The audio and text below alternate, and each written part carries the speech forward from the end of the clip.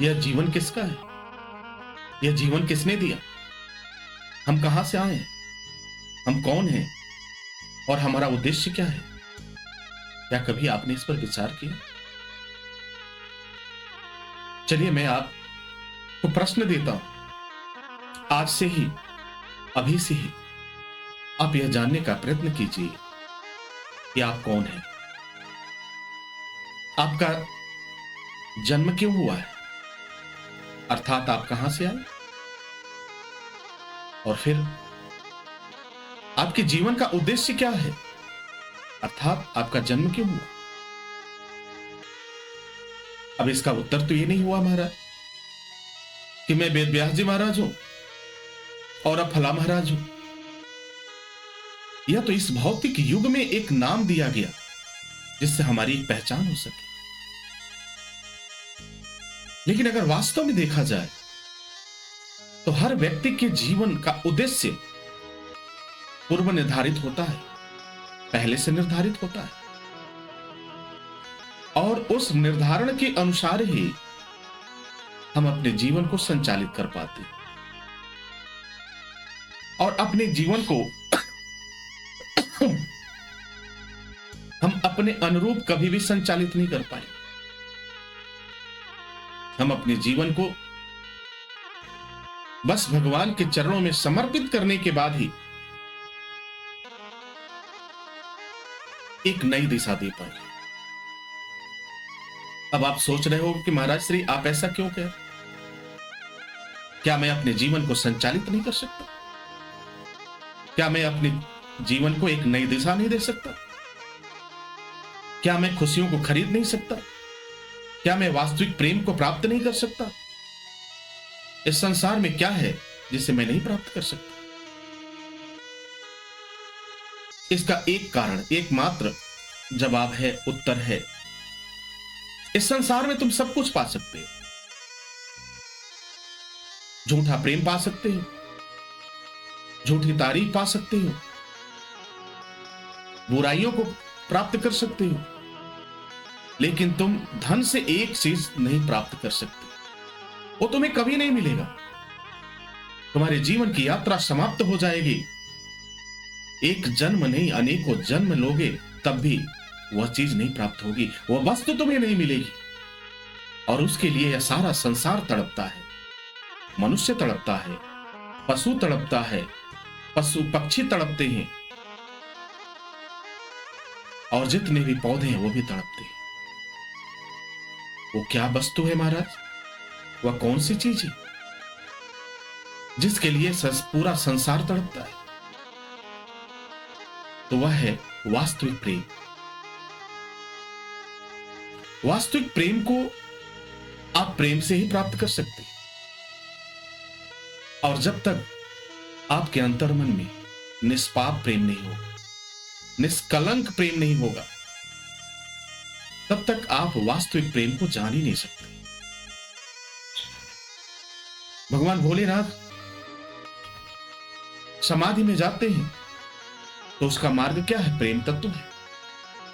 वर्षों तक वो समाधि में रहते हैं, लेकिन ऐसा नहीं कि वो अगर समाधि में चले गए तो फिर उनका कार्यभार कौन देखता है? सृष्टि में संहार का कार्य उनका है, संचालन का कार्य उनका है, दंड का काम उनका है। या अगर मैं ये कहूं कि इस संसार में समस्त कार्य परमपिता परमेश्वर की इच्छा के अनुसार ही होता है, तो कोई अतिशयोक्ति नहीं हो। तो जब हमारा जीवन हमारा खुद का नहीं है, यह शरीर हमारा स्वयं का नहीं है, हमारा कोई नियंत्रण नहीं है इस पर। अगर जन्म हुआ है तो आज नहीं तो कल हमें मृत्यु को प्राप्त करना है, आज नहीं तो कल हमें मौत को प्राप्त करना है, तो करें क्या?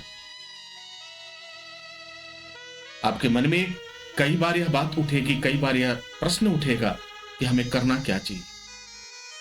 सिर्फ एक ही काम कर सकते हो, उसके अलावा तुम कर भी नहीं सकते, कुछ भी नहीं कर सकते, तुम चाह के भी नहीं कर सकते। अच्छा जरा सोचो, जरा बताओ, एक व्यक्ति क्या चाहता है कि उसे तकलीफ हो? एक इंसान चाहता है कि उसके जीवन में कष्ट है? कोई व्यक्ति चाहता है कि उसकी दुर्घटना हो जाए, एक्सीडेंट हो जाए। कोई व्यक्ति यह चाहता है कि मैं मर जाऊं। हर व्यक्ति तो आनंद ही प्राप्त करना चाहता है। हर व्यक्ति खुशी से ही रहना चाहता है। वो तकलीफ को अपने पास नहीं आने देना चाहता। लेकिन मजबूरी देखो, विडंबना देखो महाराज, हमारा बस नहीं चलता। हम अपने कर्म की धुरी से बंधे हुए हैं और हम विवश होकर कर्म करते हैं। अपने कर्तव्यों का निर्वहन करने के लिए हम अपने कर्म को एक नई दिशा देते हैं। अब यह कर्म दो तरह के होते हैं महाराज। एक कर्म पाप कर्म है और दूसरा क्या है? सत्कर्म है। तो जो सत्कर्म करते हैं, परमपिता परमेश्वर की उन पर कृपा होती है। सत्कर्म पुरुष की परिभाषा क्या है? सत्कर्म पुरुष की पहली परिभाषा जो होती है, जो साधारण परिभाषा है, वह ये है महाराज कि वह जीवन में मांस मदिरा से दूर रहता है। किसी जीव की हत्या नहीं करता, वह मांस नहीं खाता, वो मांसाहार भोजन नहीं करता, क्योंकि इस शरीर में परमपिता परमेश्वर का वास है।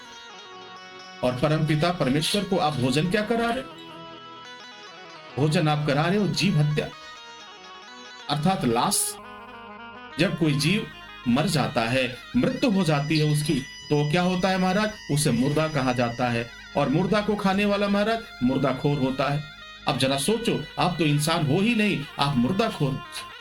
जब मुर्दाखोर हो तो तुम्हारा जीवन पशु के समान ही है। और अगर जीवन में कष्ट है तो फिर तुम्हें परमपिता परमेश्वर से कोई शिकायत करने की आवश्यकता ही नहीं है, क्योंकि तुमने स्वयं इस मार्ग को चुना।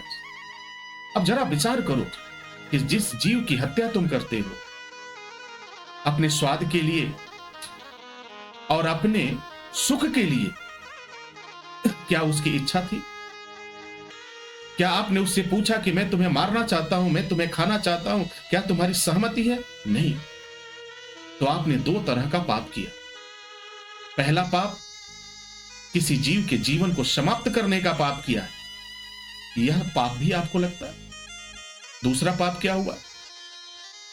दूसरा पाप, आपने जो मन वचन और कर्म से मनुष्य होते हुए भी आपने मुर्दाखोर अर्थात एक जानवर के जैसा बर्ताव किया, तो आप मनुष्य कहलाने के योग्य ही नहीं हो। तो ऐसे व्यक्ति के जीवन में कष्ट के अलावा क्या होगा? और एक नहीं, अनेकों उदाहरण।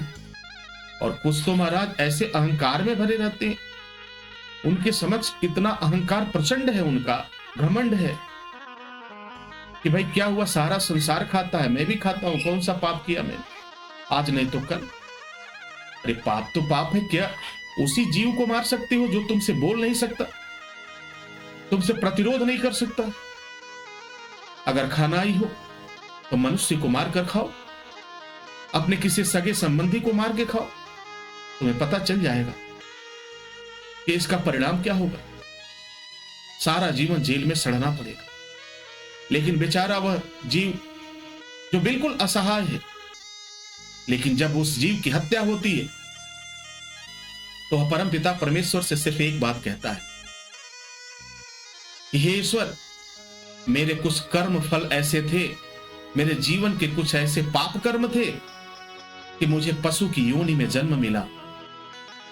मुझे इस योनि में जन्म मिला कि मेरी आयु बहुत कम हो गई और आज नहीं तो कल मैं मारा जाऊंगा। लेकिन पुनः एक धन्यवाद करता है कि इस जीवन का जाने का कष्ट नहीं है प्रभु। मैं तो इस बात को सोच करके और आश्चर्यचकित होता हूं कि मेरा कर्म था, मैं शाकाहारी जीव था, लेकिन फिर भी लोग मुझे मार देते। मैंने किसी का कुछ भी नहीं बिगाड़ा, फिर भी लोग मेरी हत्या कर देते। अब मैं ये सोच के आश्चर्य होता हूं कि जब ये लोग शिवदंड के सामने खड़े होंगे, भगवान भोलेनाथ के न्याय दरबार में खड़े होंगे, तो इनको क्या सजा मिलेगी? ये अपने आप में एक बड़ा गूढ़ प्रश्न है और रहस्यमयी प्रश्न है। वास्तव में सजा तो मिलेगी, क्योंकि परमपिता परमेश्वर का जो न्याय है वह तराजू के समान है। हमारा तराजू में दो पलड़े होते हैं और दोनों पलड़े अगर बराबर हैं तब तो महाराज ठीक, और अधिक और कम हुआ, एक पलड़ा ज्यादा हो गया, दूसरा पलड़ा कम हो गया, तो समझ लेना कि वहां पे कोई छल और कपट काम कर रहा है। अब कैसे छल कपट काम कर रहा है? मैं आपको एक सरल उदाहरण से बताता हूं। आप बाजार में जाते हो सामान खरीदने, माना कि आपने 5 किलो आलू खरीदा और 5 किलो आलू खरीदने का आपने मोल दिया, पैसे दिए, और जो व्यापारी है वो 5 किलो आलू के जगह पर वो आपको 4 किलो आलू दे रहा है, क्या आप उसे स्वीकार करोगे? तो आपका तुरंत उत्तर होगा बिल्कुल नहीं महाराज, हमने 5 किलो आलू का पैसा दिया है तो 5 किलो ही चाहिए, यानी बराबर चाहिए। तो अगर बराबर जीवन में बराबर होना है तो फिर बराबर का संवाद भी करना होगा। बराबरी के लिए आपको उचित व्यवहार करना होगा। अपने जीवन में जो भी आपका कर्म है, जो भी आपका व्यवहार है, उसे आपको परिवर्तित करना ही होगा। यदि आप नहीं करोगे तो फिर यह जीवन यात्रा कष्ट से भरी रहे। अब एक तो देखो, कलयुग का समय चल रहा है। कलयुग में चारों तरफ पाप ही प्रचंड है, चारों तरफ छल कपट झूठ फरेब यही चल रहा है।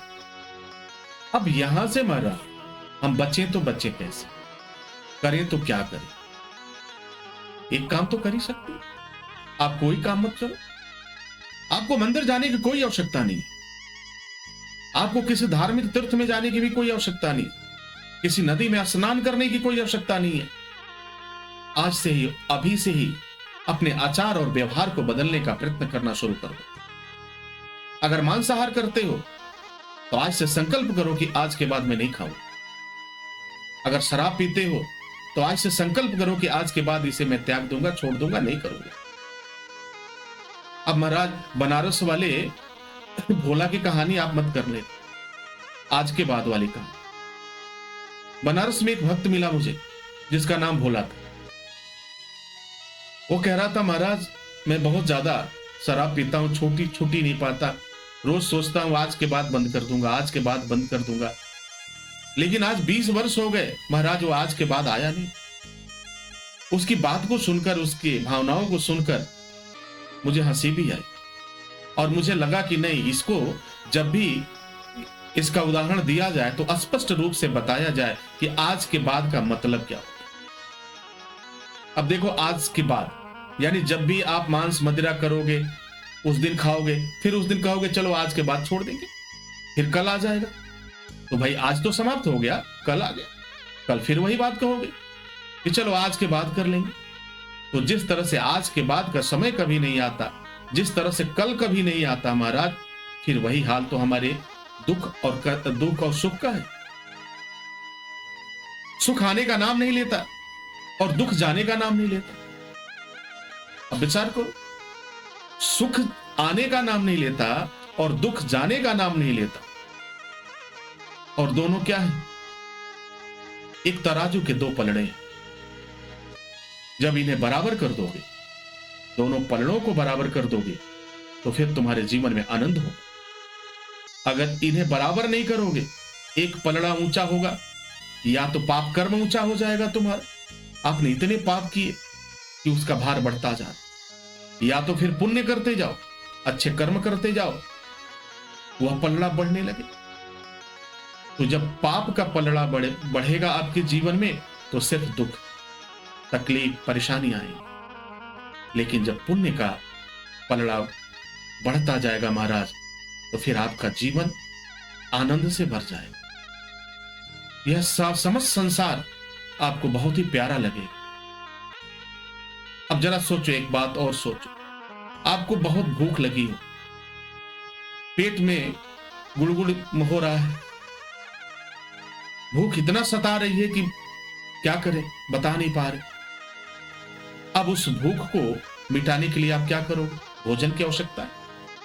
और उस समय कोई व्यक्ति आए, कहे चलो भाई खाना बाद में खाना, थोड़ा सा मेरा प्रवचन सुन लो, थोड़ा भगवान का सत्संग कर लो, थोड़ा मेरी बात सुन लो, तो क्या उत्तर देगा महाराज? आपकी बातें उसे अच्छी नहीं लगेगी। क्यों नहीं लगेगी? क्योंकि उसे जिस वस्तु की आवश्यकता है वह वस्तु आप देने के लिए बात ही नहीं कर रहे हो। आप उसे वह चीज देना चाहते हो जिसे वह पसंद नहीं कर। उसे जरूरत है इस जीवन को बचाने के लिए भोजन की, और तुम क्या सुना रहे हो? अब भूख लगी हुई है हमें और आप मुझे सत्संग सुनाओगे तो महाराज वह कभी अच्छा नहीं लगेगा। ठीक उसी तरह से यह जीवन हमारा है। हम सुख की कल्पना तो करते हैं, सुख की आशा तो करते हैं, लेकिन हम अच्छे व्यवहार नहीं लाते, दुख वाले सारे व्यवहार करते हैं। तो पलड़ा जो तराजू का पलड़ा है महाराज, उसमें क्या होगा? बैलेंस नहीं बनेगा। और जब तक बैलेंस नहीं बनेगा तो फिर जीवन का बैलेंस भी नहीं बनेगा। तो आपको समझने की आवश्यकता है। जो समझ गया उसका जीवन धन्य है, और जो नहीं समझा, दंडेश्वर भगवान उस पर कृपा करें। मैं तो यही प्रार्थना कर सकता हूं। तो आपको अपने स्वरूप, अपने अनुरूप कार्य न करके जो शास्त्र सम्मत कार्य हैं, जो परमपिता परमेश्वर ने आपके लिए बताया है, उस कर्म को करने की आवश्यकता है महाराज। उस कर्तव्य को निभाने की आवश्यकता है महाराज।